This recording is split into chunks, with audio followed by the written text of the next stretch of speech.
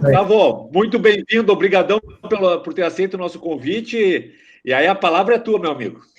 Tranquilo, muito obrigado aí, né, pelo convite, né, uma horinha aí para a gente se divertir um pouco, né, ouvir umas historinhas, umas lorotinhas assim e tal, né, espero agregar alguma coisa para vocês. Vou compartilhar aqui a minha tela, espero que todos vocês consigam ver. Só me deem um ok, por favor, se vocês estão vendo. Alguém só me dá um grito. Tá na tela. Tá, beleza. Bom, gente, então, boa tarde a todos, tá? Meu nome é Gustavo, como tá aí, tá? Sou diretor de Produto e Inovação da Metadados, e vou ter essa horinha aqui para conversar com vocês sobre um assunto que eu gosto muito, né? Que é pessoas, né? São pessoas felizes que geram resultados. Então, para começar, vou me apresentar rapidamente, né? Quem sou eu? Eu sempre digo, né, que eu sou um empreendedor sonhador, tá? Desde pequeno, né, um cara cheio de coragem, já com pretensões de ser um super-herói. Sou pai de 3 filhos, né? Tem o Eduardo, que é esse meu aí do lado esquerdo de vocês, né? A Sarinha e a Isabela, né? Que é um docinho de coco, coisa mais amada do mundo, tá? Na verdade, assim, já não botei aqui, né? Mas 3 filhos, né? Com 3 casamentos. Então, vocês imaginem, né? Como eu gosto de pagar pensão. E eu sou um cara também que se encantou, né? Com o negócio do meu pai, né? Que, no caso, né? Esse é meu pai, tá? Como os dois estão de bigode, tá? Eu sou o cara do lado direito, para vocês não se confundirem, e meu pai é o cara do lado esquerdo, né? Com esse chapéu bacana aí, tá? Que é a Metadados, tá? A Metadados, né, é uma empresa que oferece ao mercado em tecnologia, serviços e conhecimentos, né? Peraí que eu tenho que botar essa tela aqui. E conhecimentos, né, que facilitam e desenvolvem e inspiram a gestão de pessoas, tá? E o nosso propósito, né, é transformar as organizações em lugares melhores para se viver e trabalhar. Então, nós né, desenvolvemos e comercializamos softwares na área de recursos humanos, folha de pagamento, pontos, autossegurança do trabalho, a parte de gestão de pessoas também, né, com as questões de desempenho, performance, desenvolvimento, recrutamento e seleção, um pacote completo realmente para recursos humanos, tá? Com esse grande propósito. A empresa já tem 34 anos de história, né? São 190 pessoas trabalhando lá, um pouco mais de 1.300 clientes entre médio e grande porte, tá? Que é o que nós trabalhamos. Temos também os principais reconhecimentos, né, do Brasil hoje entre fornecedores de RH, melhores empresas para se trabalhar, né? Nós temos uma certificação internacional de suporte da HDI, empresa de software no Brasil, nós somos a primeira a conseguir, já conseguimos prêmio de top ser humano, nosso programa de qualidade de vida.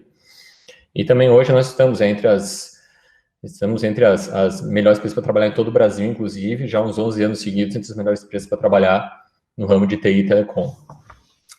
Agora, né, não é por isso, né, que não quer dizer que nós não tenhamos dúvidas, né, estresse e preocupações, tá, com toda e qualquer empresa, né, no meu caso, com algumas perguntas bem fundamentais, né. Primeira é essa pergunta aqui: por que empresas estabelecidas não conseguem fazer inovações radicais? Vocês são startups agora, vocês não estão muito com essa preocupação, mas com certeza muitos de vocês já, antes de ter startup, trabalharam em empresas tradicionais. E agora, né, e vocês tinham as próprias críticas a essas empresas tradicionais que vocês trabalhavam. Agora que vocês estão sentando na cadeira de empreendedores, vocês vão sofrer com isso, porque no momento que tu é uma startup, tu é inovação pura, né?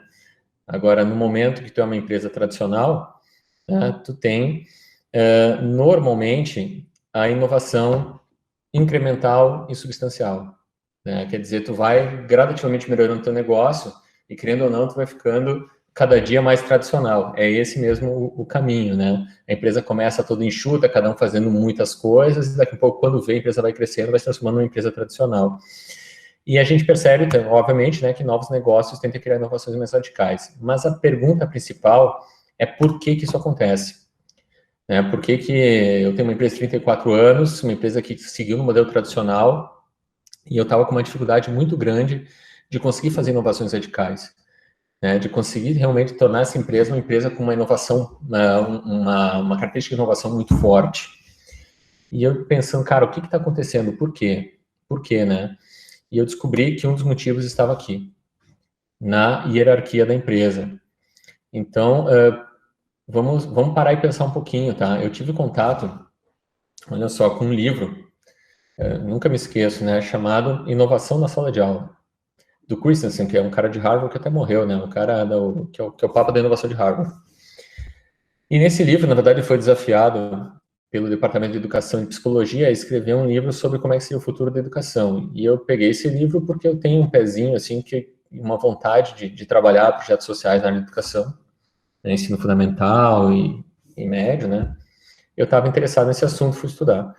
E nesse livro, ele trouxe um case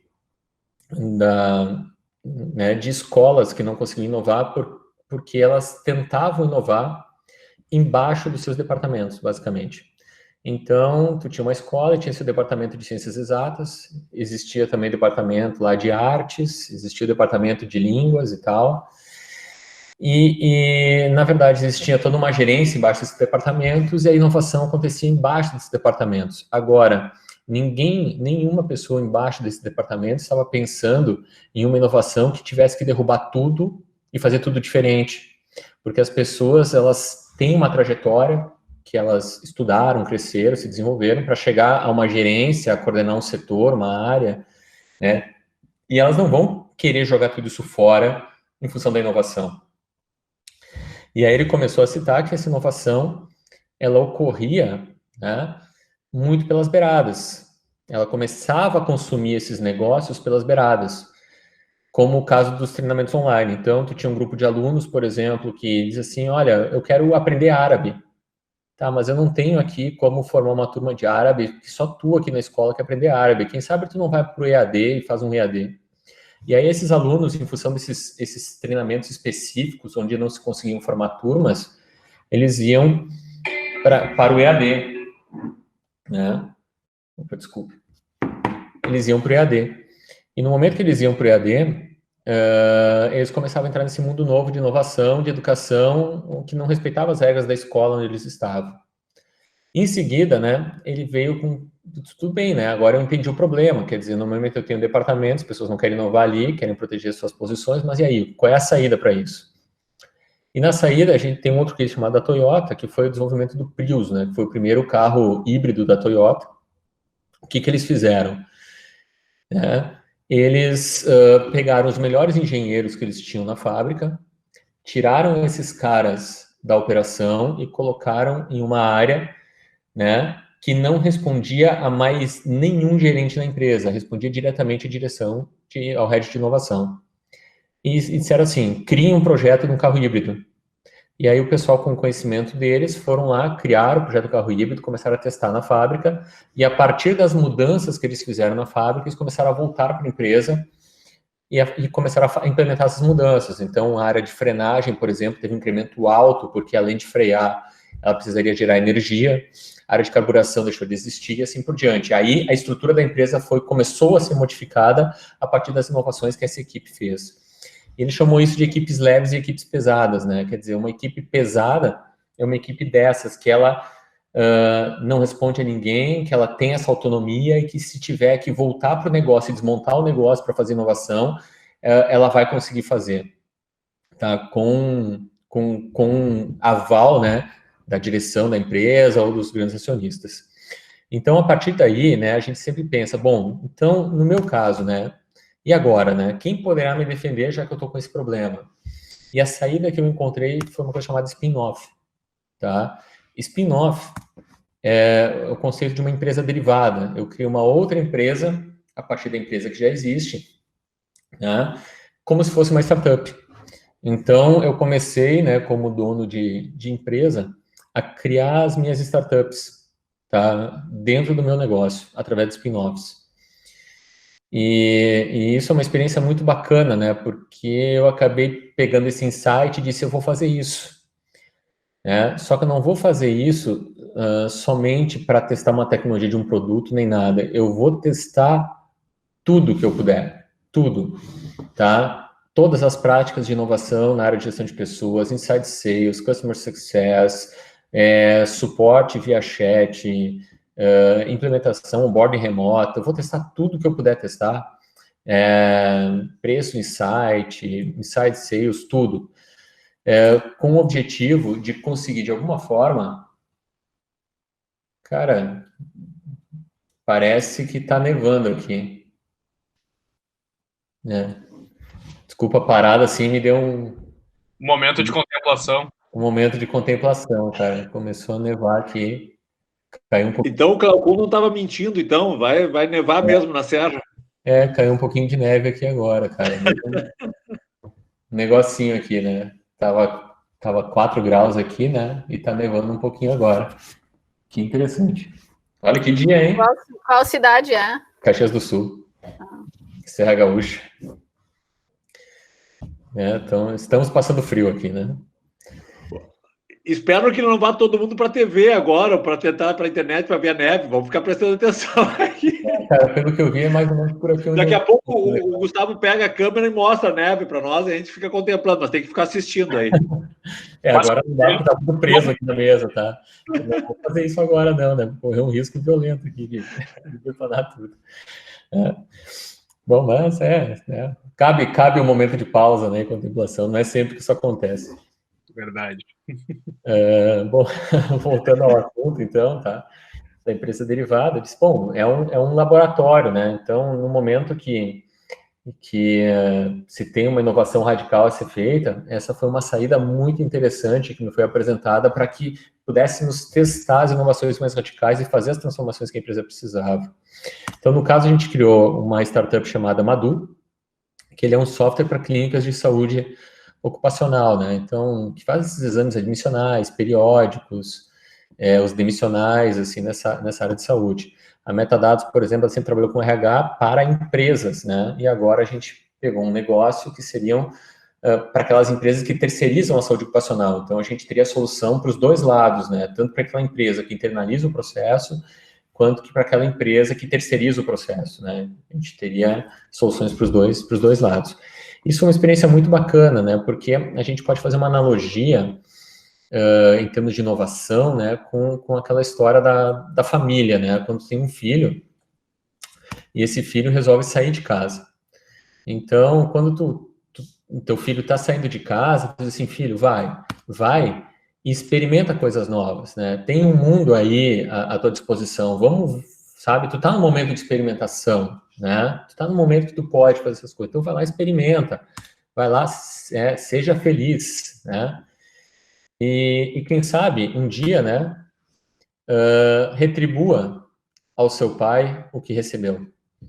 E essa foi uma lição bastante interessante, porque os testes que a gente começou a fazer nesse time aí do Madu, né? Inclusive são times autogerenciáveis, tá? Times sem chefe. Eu não coloquei ninguém como chefe do time, né? São times que têm que tomar todas as decisões em formato coletivo e tudo, e isso me deu uma possibilidade muito grande de estudar todas as inovações na gestão de pessoas, principalmente as mais radicais, né? Essas que realmente são poucas empresas no mundo que estão implementando hoje. Me deu uma oportunidade de mergulhar mais nesse assunto que eu estava estudando bastante e de poder sentir ele próximo, testando isso numa startup que também estaria monetizando, né? E a partir desse momento me veio uma segunda pergunta fundamental. Bom, já que eu vou fazer inovação, né? Como é que eu faço para criar ambientes onde as pessoas possam ser a melhor versão de si mesmas, felizes e entregar resultados?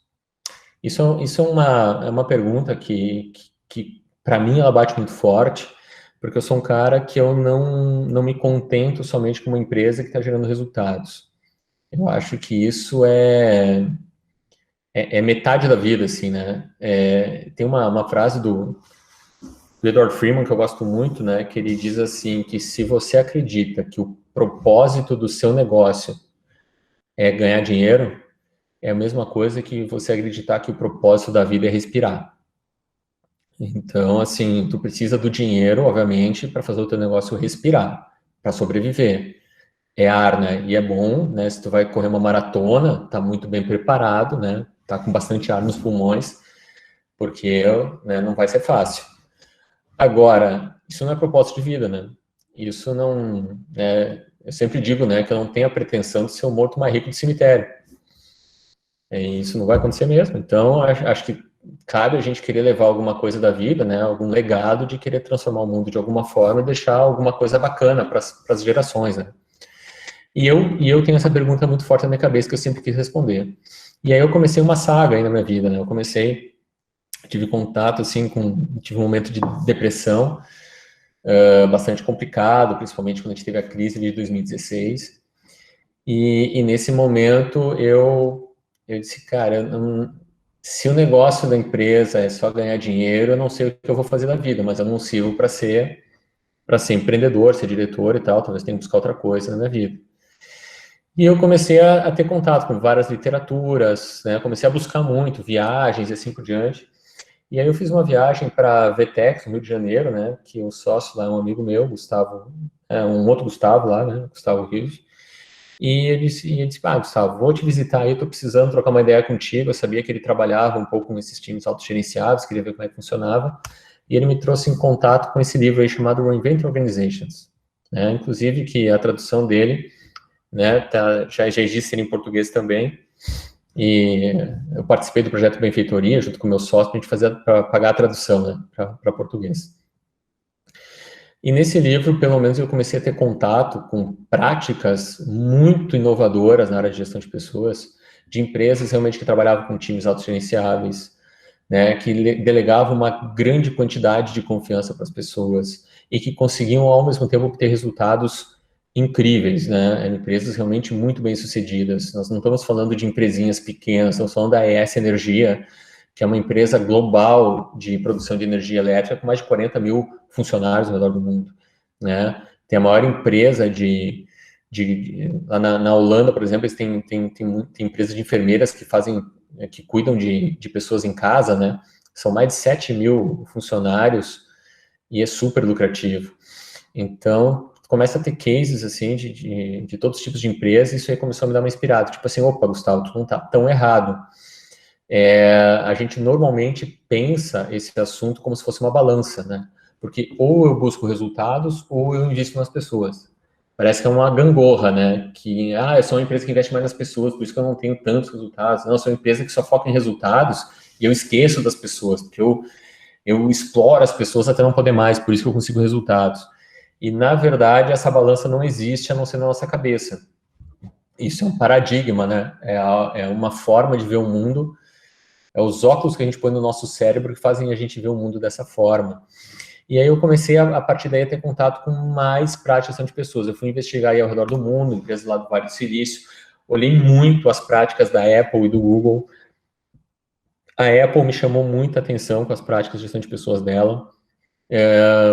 Também tive contato com o pessoal da HubSpot, né, o pessoal da Evernote também, com práticas muito interessantes na gestão de pessoas. E aí eu comecei a fazer algumas descobertas, né, nesses contatos, tá? A primeira descoberta, né, que eu tive foi que todos trabalhavam com times, tá? Então eles horizontalizavam as empresas, tinham poucos níveis hierárquicos, trabalhavam com muitos times. Só que esses times tinham alguma regra, eles normalmente poderiam ter de 2 a no máximo 12 pessoas, tá? Alguns com 14, mas em raríssimas exceções. Até o Jeff Bezos da Amazon, ele disse, se você não consegue alimentar um time com 2 pizzas, é porque ele é muito grande.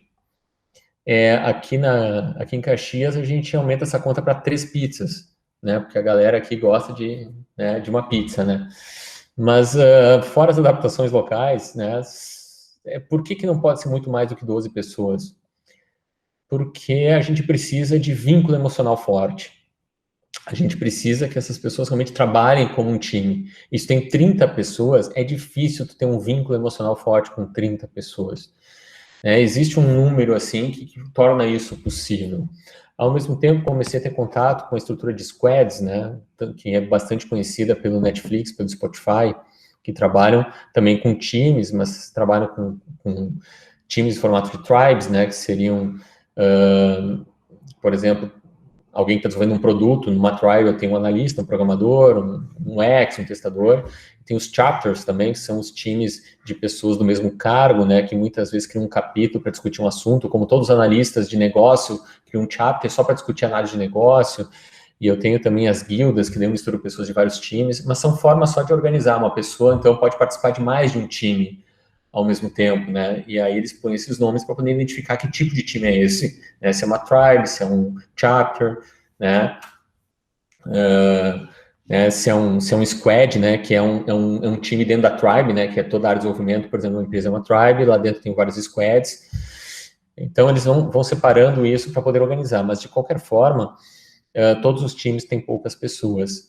Mas o que mais me interessou nesse assunto todo foi como são esses times, na verdade, como eles funcionam. E é bem interessante, porque as pessoas, elas confiam umas nas outras. Os times que melhor funcionam têm um nível de confiança muito alto, tá? E cabe dizer, tem um projeto do Google chamado Projeto Aristóteles, tá? E isso eu aconselho, se vocês quiserem aprofundar esse assunto, olhar isso no Google. O Projeto Aristóteles do Google, eles resolveram fazer uma grande pesquisa com todos os times do Google e descobrir o que diferenciavam os times que funcionavam daqueles que não funcionavam.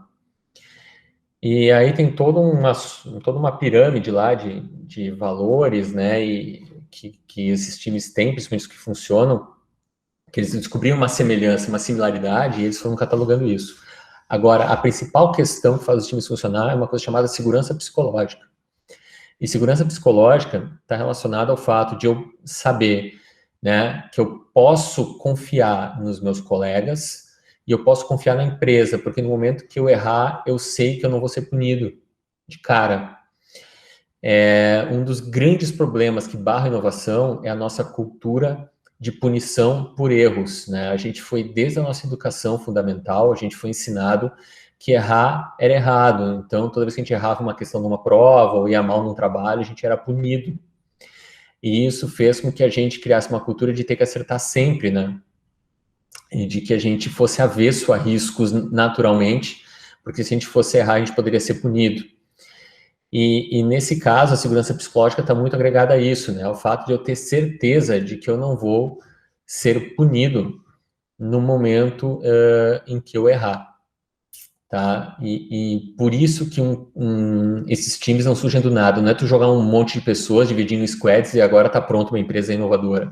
Não é isso, tá? As pessoas são mais complexas do que isso. Então, tu tem que trabalhar um alto nível de confiança, tem que trabalhar uma mentalidade de segurança psicológica, de não haver punição por erros e de estar o tempo inteiro evangelizando isso dentro da tua empresa. Isso vai fazer com que as pessoas consigam dar um feedback claro uma para a outra, né, que elas consigam dizer para uma outra pessoa que está funcionando, que não está funcionando, e ao mesmo tempo fazer os trabalhos incríveis acontecerem. Eu vi o Sandro falando ali antes sobre Dream Team, né? O Dream Team numa empresa, muitas vezes, nesses times, eu falo que é pegar um grupo de pessoas comuns e elas juntas fazerem um trabalho extraordinário. Não é necessariamente tu contratar só gênio, né? Mas é muito nesse sentido, que daqui um pouco tu cria uma sinergia, as pessoas começam a mostrar suas competências de verdade, e daqui um pouco pessoas comuns estão realizando trabalhos extraordinários em função desse nível de confiança. E quando tu cria essa base de confiança, aí várias outras coisas acontecem, onde que as pessoas se desafiam e se desenvolvem umas às outras. Porque elas começam a ter liberdade, elas começam a saber que dá para falar as coisas. Elas começam a aprender a falar as coisas uma para as outras e uma não fica brava com a outra ou chateada com a outra por estar ouvindo alguma coisa que não gostou. É como se fosse pensem assim, né, um esporte coletivo de alto desempenho, como futebol, alguma coisa nesse sentido, em que eu tenho um lateral direito que não cobriu lá o atacante, nós quase tomamos um gol, e eu digo, porra, cara, vai lá, cobre lá, que senão nós vamos tomar o gol. O cara, não, beleza, pode deixar que eu cubro. E na próxima o cara já tá cobrindo lá, não tá deixando o atacante sozinho. Um acabou de dar feedback negativo pro outro, e tudo bem, porque eles já estão no nível de confiança alta, eles sabem que no final o que interessa é ganhar o jogo, né? A vaidade, ela fica no segundo lugar. E isso só começa a acontecer porque um confia no outro, senão não vai acontecer. E aí, nesse momento, as pessoas decidem e começam a ter coragem de experimentar. O fato das pessoas decidirem é uma coisa muito importante. Hoje, nos times que nós temos ali na empresa, nos testes, eu sempre coloquei da seguinte forma, uma coisa que eu descobri muito forte, principalmente para gerar segurança psicológica, né? Tem que meter a mão no processo decisório. E eliminar o processo decisório, aquele hierárquico, né? Eu tenho uma frase, assim, que é relativamente forte, tá? Que eu uso, assim, muito na empresa, mas eu sempre digo assim, que jamais um cargo de liderança deveria estar atrelado a um papel de autoridade, tá? E isso é muito legal nessas empresas, porque uma das coisas que eles fazem é dizer o seguinte: bom, tu é líder do time, beleza, tu é o líder do time, né? Então tu vai liderar as pessoas. Só que tu não tem autoridade para decidir sobre contratações, para decidir sobre demissões, e nem autoridade para decidir sobre troca de pessoas entre times. Se a pessoa quiser sair daqui para outro time, tu não tem autoridade para bloquear isso, tá? Isso é interessante porque a autoridade é uma coisa que realmente também foi criada na escola, quando tinha que obedecer o professor, e nas empresas, principalmente em época do Ford, né, da questão da supervisão, porque partia do pressuposto que eu não podia confiar nas pessoas e que eu tinha que supervisionar as pessoas, porque no momento que eu não supervisionasse, elas não iam fazer o trabalho delas, né? Então, como elas não são dignas de confiança, eu preciso criar supervisão, eu preciso criar hierarquia para fazer com que as coisas aconteçam. E esse tipo de mundo já acabou, tá? A gente já sabe que isso não funciona dessa forma. E aí, e a autoridade, na verdade, ela vira uma bengala, né? É uma bengala porque ela torna possível essas desculpas. Então, se eu sou um líder de um time e daqui a um pouco as pessoas não estão trabalhando bem, eu posso ou coagir as pessoas, dizendo assim, tu faz o que eu mando, senão eu vou te demitir, né? E posso explorar as pessoas o máximo que eu puder, com hora extra, isso aqui para conseguir o resultado, tá? E tem o outro lado também, tem o lado contrário disso, né? Porque nem todo líder é mau. A maioria das vezes eu vejo os líderes sendo muito bonzinhos. Eu vejo hoje os líderes querendo ser muito servidores, né? Só que os líderes acabam sendo explorados, né, pelas suas equipes. Porque pensa o seguinte: eu sou uma pessoa que estou numa equipe e tive uma ideia muito bacana, que eu acho que pode melhorar muito a nossa vida. Só que daí eu não vou decidir. Eu vou lá e chego pro meu chefe: ó, chefe, seguinte, ó, eu tenho uma ideia assim, assim, assado, o que tu acha? Vamos fazer? E aí o chefe, tá na incumbência do chefe decidir se faz ou não faz. Por quê? Porque isso é uma bengala psicológica para o liderado. Tira das costas dele, toda a responsabilidade pelas consequências das decisões. Então é o seguinte: se der certo, fui eu que dei a ideia e eu participei disso. Se der errado, o chefe decidiu, então eu lavo as mãos. Certo? E no momento que eu faço isso, eu não dou espaço para que as pessoas cresçam, para que as pessoas se desenvolvam. É como se eu mantivesse as pessoas numa bolha, né? Onde dali elas não vão evoluir, porque maturidade, tá? Isso é a coisa que eu mais ouço, né? Aquela desculpa padrão. Gustavo, muito legal que tu fala, assim, mas a nossa empresa não tem maturidade para implementar isso, né? E aí a maturidade eu pergunto assim: quando é que foram os momentos em que tu teve maior maturidade na tua vida, ou quando tu obteve crescimentos de maturidade na tua vida? Foi quando tu estava numa bolha, se preparando, até chegar o momento que a maturidade está pronta para tomar uma decisão? Ou foi nos momentos que a vida te deu umas rasteiras, que tu teve vários problemas para resolver, e naquele momento que tu resolveu o problema, tu ficou mais maduro? Então, esse negócio de não ter maturidade para fazer as coisas é uma desculpa completamente esfarrapada, não tem o mínimo cabimento, tá? Porque a maturidade ela só se obtém com a experiência.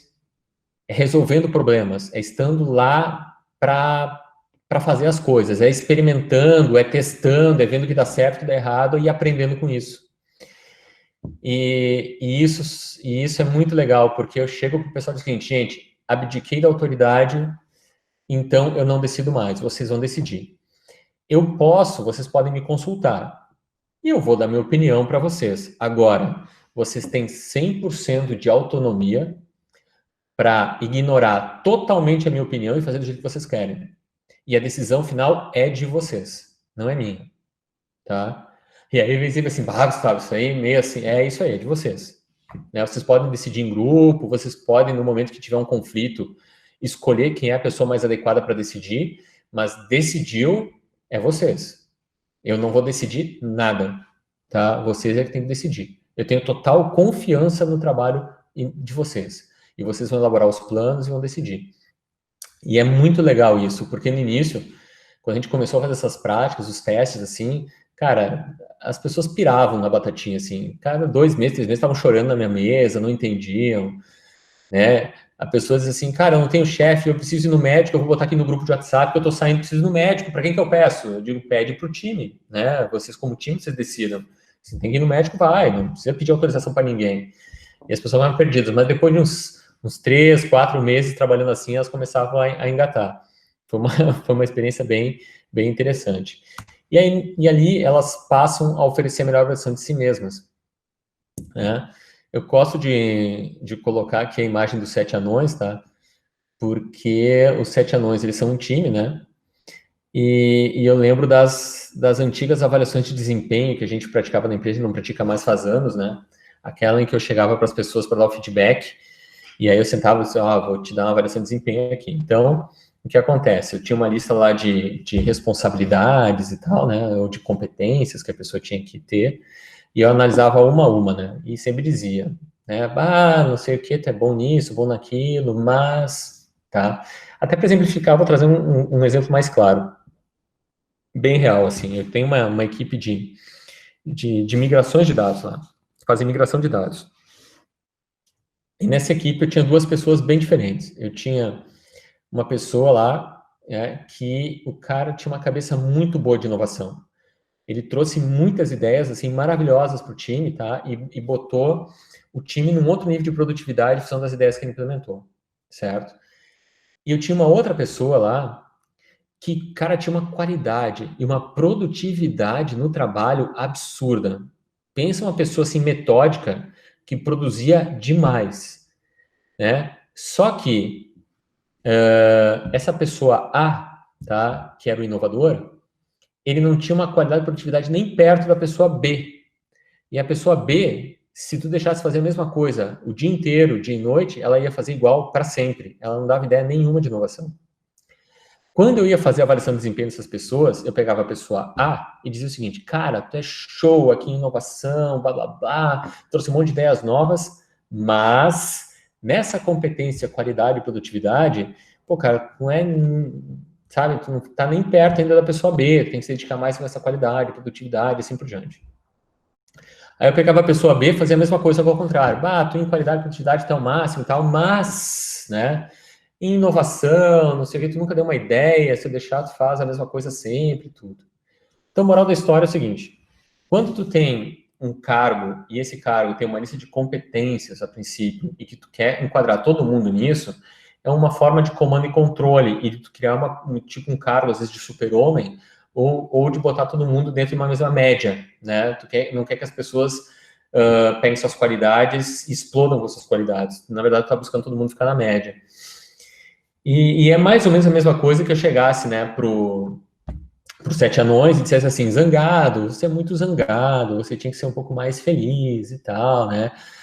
Soneca, tem muito soneca, tinha que ser um pouco mais acordado, né? Dengoso, tem muito dengoso, beleza, legal, mas. Só que os 7 anões, como time, eles funcionam do jeito que eles são, tá? Cada um dando o melhor de si, do seu jeito, né? E, na verdade, quando eu larguei de mão de fazer isso com essa equipe de migrações e disse para eles assim, olha, gente, vocês são um time, e esse time tem que ganhar o jogo, certo? Vocês se organizem. Adivinha o que eles fizeram? Coisa mais óbvia do mundo. Chegaram e disseram assim, cara, tu que é bom em inovação, toca os projetos de inovação. Eu que sou bom em qualidade de produtividade, eu vou tocar aqui os projetos de migração. Como time, a gente ganha, certo? Sendo o melhor de cada um, a melhor versão de cada um. Então, eu paro de focar naquilo que a pessoa é ruim, né? E ficar martelando ali, e fico olhando o que a pessoa tem de melhor. E quando eu vejo que a pessoa tem de melhor, eu jogo ela no time de uma forma em que o time ganhe. Como se fosse um time de futebol, cara. Às vezes a gente, na avaliação de desempenho, faz umas coisas meio malucas, do tipo assim, pedindo pro zagueiro dizer assim, cara, tu é bom de zagueiro, mas tu não ataca tão bem quanto o atacante. Né? Dizer pro atacante é a mesma coisa, cara, tu ataca muito bem, mas tu não defende como zagueiro. E fica martelando nessas coisas como se isso fizesse sentido. E, na verdade, faz mais sentido é colocar cada um naquilo onde tem de melhor e parar de focar naquilo que tem de ruim. Por isso que aquela avaliação de desempenho tradicional, focada no cara e competência, é uma coisa completamente em desuso, né? A gente tem que pegar aquilo ali, rasgar e jogar fora, tá? Meter fogo nesse tipo de coisa, né? Planos de carreira também. Todos esses modelos aí, mete fogo, joga tudo fora.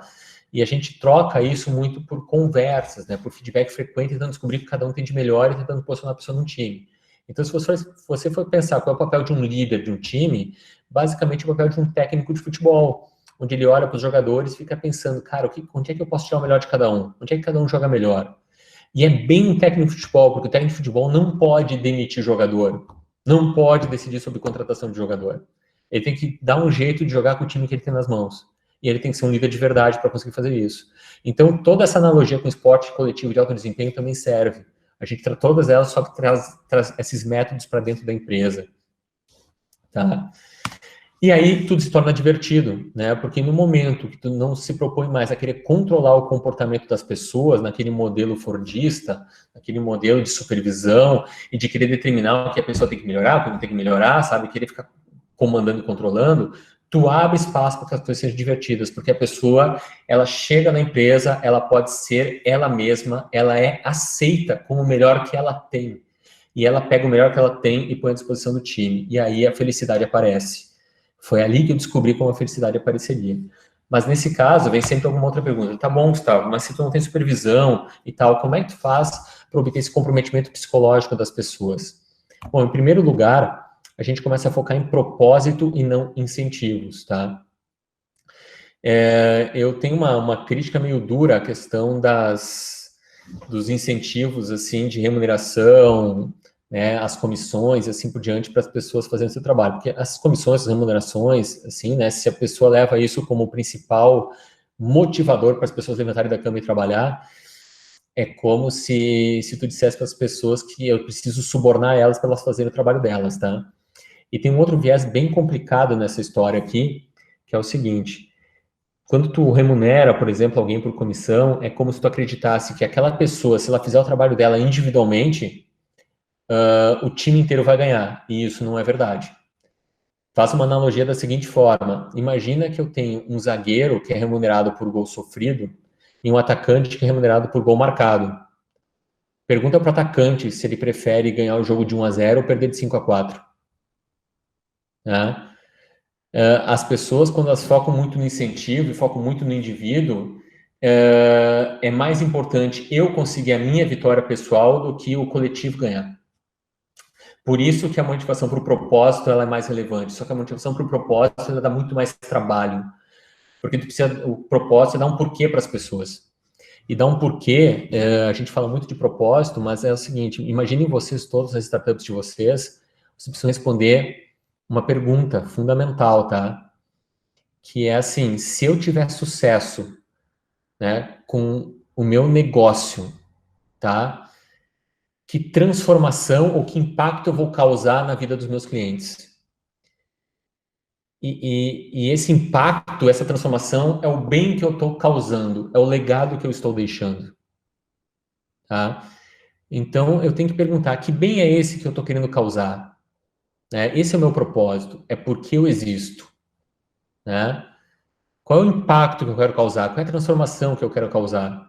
E essa transformação, se ela causa um bem, ela começa a me conectar. E aí eu começo a dizer o seguinte: cara, uma causa é uma coisa que me faz levantar de manhã e trabalhar feliz. Um incentivo, ele não dura mais do que 2 ou 3 meses de motivação. Depois ele já não serve mais. Ele não tem essa duração. O propósito parte do pressuposto que de confiança nas pessoas, de que nós estamos compartilhando uma causa, podemos confiar nas pessoas, de que elas estão compartilhando essa causa com a gente. Os incentivos já partem de que as pessoas não são confiáveis e eu preciso dar incentivo para elas trabalharem. Tá? Então, também no incentivo, ele tem uma mensagem de desconfiança junto. Em seguida, autonomia total para planejar e executar, e não comando e controle. Então, quando a gente monta esses times, assim, ó, pensem assim: não tem como nenhuma pessoa se comprometer com uma meta, uma determinação que foi empurrada goela abaixo. Então, vocês imaginem eu como diretor da empresa, eu digo assim: ó, gente, as metas são essas, os objetivos são esses, tá? Essas aqui são as tarefas que vocês têm que fazer, os prazos que vocês têm que entregar. Entreguem. Cara, as pessoas não vão se comprometer nunca com isso, porque pensa se tu estivesse do lado de uma pessoa ouvindo isso. O cara não veio nem me pedir se esse objetivo faz sentido para mim. O cara não veio nem me pedir se teriam outras alternativas ou planos para a gente chegar lá. Ele não veio me pedir também se essas tarefas fazem sentido serem executadas. E não veio me pedir também se esses prazos são viáveis e fazem sentido. Então, na verdade, vem um monte de coisa imposta, eu olho para o cara: tá bom, vai dar errado, eu vou fazer o que tiver que fazer, depois a gente vê se muda isso.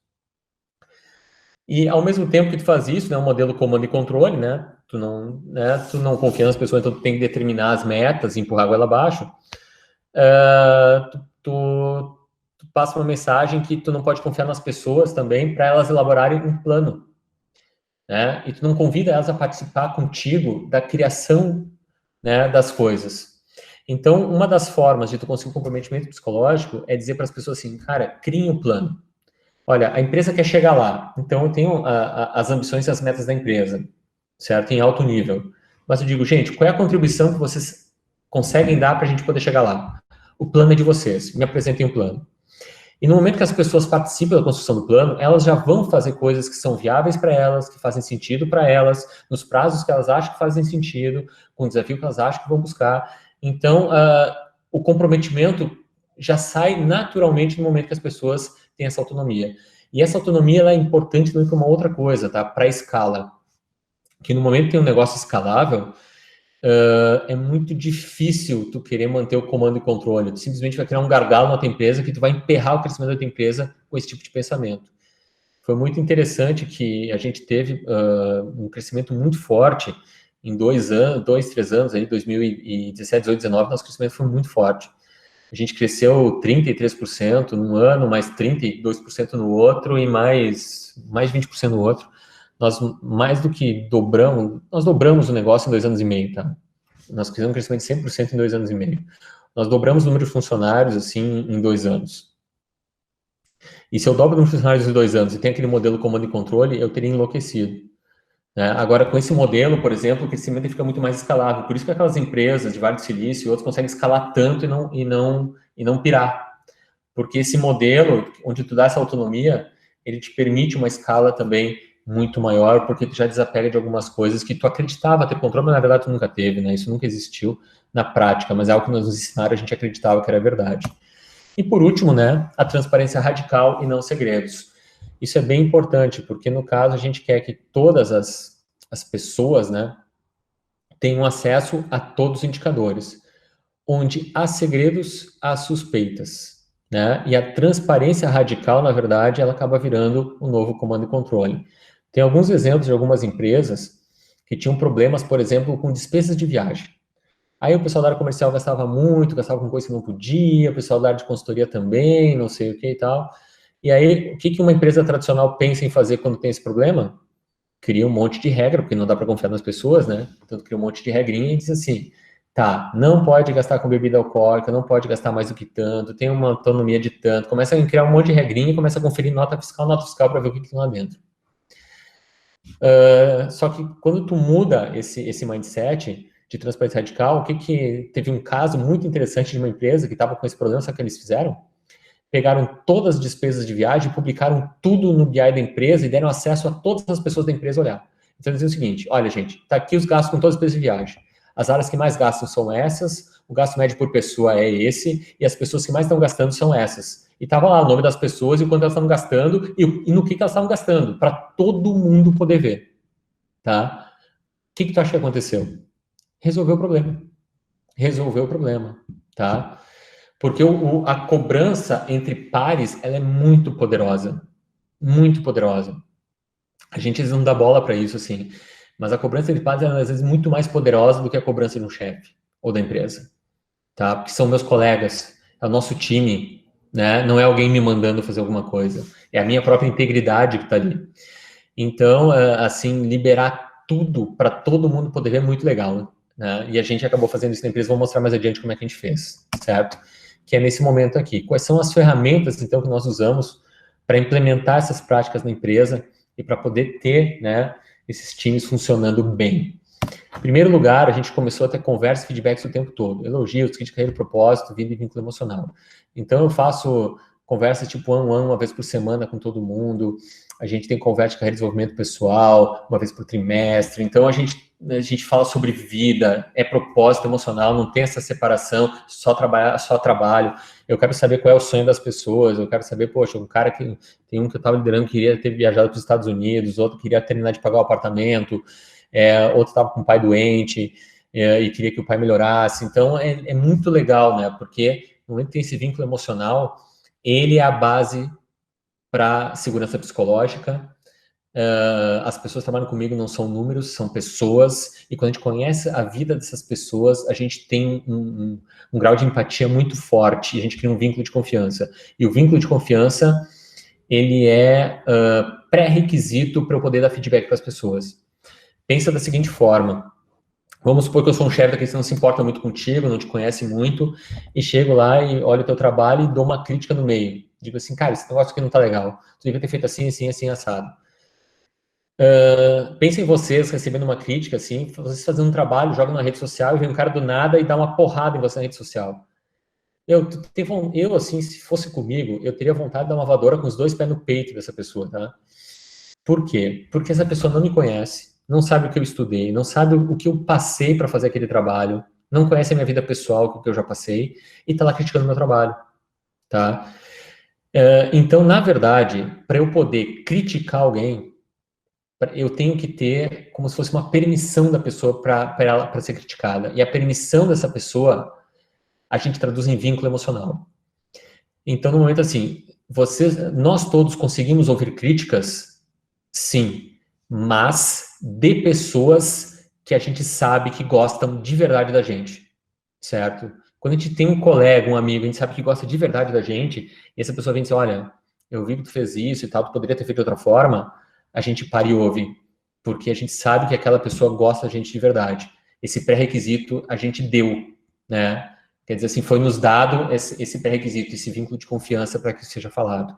Então, todo líder, primeiro, tem que criar um vínculo de confiança para depois poder criticar, tá? E isso é uma coisa bem importante nessa história toda. Depois, nós implementamos também uma ferramenta chamada OKRs, né? Para dar alinhamento e objetivo, chamado Objective Key Results, tá?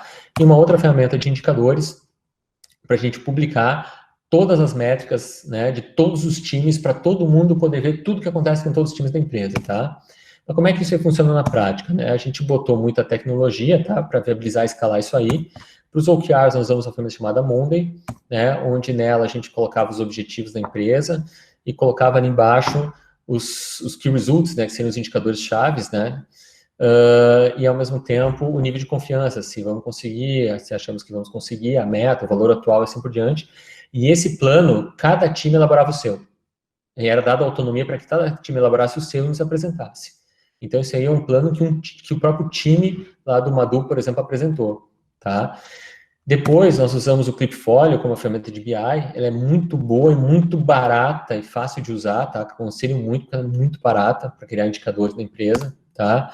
E a gente começou a botar todos os indicadores da empresa disponíveis para todo mundo poder ver no Clipfolio, né? Então, projetos em andamento, correções, funil de vendas, negócios novos, ciclo de vida médio, ticket médio, tudo transparente para todo mundo poder ver. Inclusive, pode ver os indicadores de qualquer time da empresa, tá? Não é exclusivo do seu time. Se tu quiser, como é que tá o time lá, que tá vendo o Talks, que é uma outra spin-off que a gente tem. O cara vai lá, abre e vê os indicadores, tá? Tá tudo pronto. E nós colocamos tudo isso no Teams para poder habilitar a transparência radical na empresa. Então, o Teams, a gente fez o quê?